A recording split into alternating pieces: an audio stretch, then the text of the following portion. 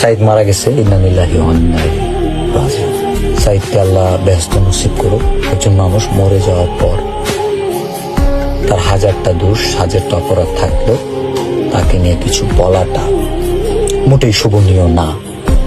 কিন্তু এই সাইদ প্রসঙ্গে, সাইদ মরে যাওয়ার পর, মরে গেছে এটা নিয়ে যতটুকু সিরিয়াস, তার চেয়ে বেশি সিরিয়াস কিছু মানুষজন আমার কারণে মরে গেছে।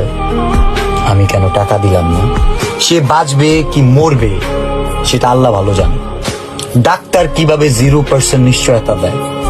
যেই রোগের চিকিৎসা পদ্ধতি এখনো পৃথিবীতে তৈরি হয় নাই, সেই রোগেরও 1% সম্ভাবনা আছে, কারণ আগামীকাল ওই রোগের প্রতিষেধক টিকা আসতে পারে।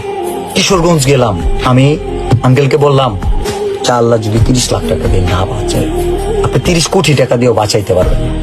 আপনি মানুষের দোয়া নেন, আপনি ছেলের জন্য দোয়া নেন, 30 লক্ষর বাকি যে টাকাগুলো, চলেন 8,92,000 আছে আপনার কাছে, যে 5 লক্ষ টাকা আছে, 13 লক্ষ টাকা, বাংলাদেশে 13 লক্ষ ক্যান্সার রোগী আছে, 13টা রোগী হইলেও তো দিতে পারি, চলেন দিই।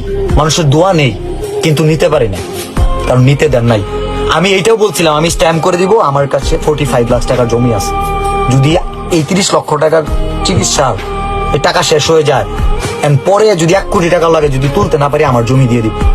আমি ডাইরেক্ট স্ট্যাম্প করার জন্য রেডি ছিলাম, বাট তবুও এই টাকাটার মায়া ওনার পরিবার ছাড়তে পারে না। এখন প্রশ্ন করাইতে পারে, সমস্যা কি? তার 3টা বাচ্চা আছে, তার 3টা বাচ্চা পাক।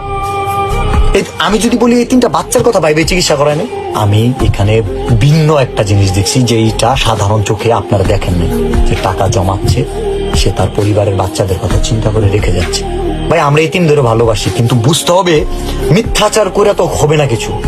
আমার কথা বললে আমি চিকিৎসার টাকা তুলে, আমি চিকিৎসা না করে আমি আমার পরিবারের জন্য যদি রেখে যাই, যারা টাকা দিছে তাদের সাথে প্রতারণা, বেইমানি করা হয়।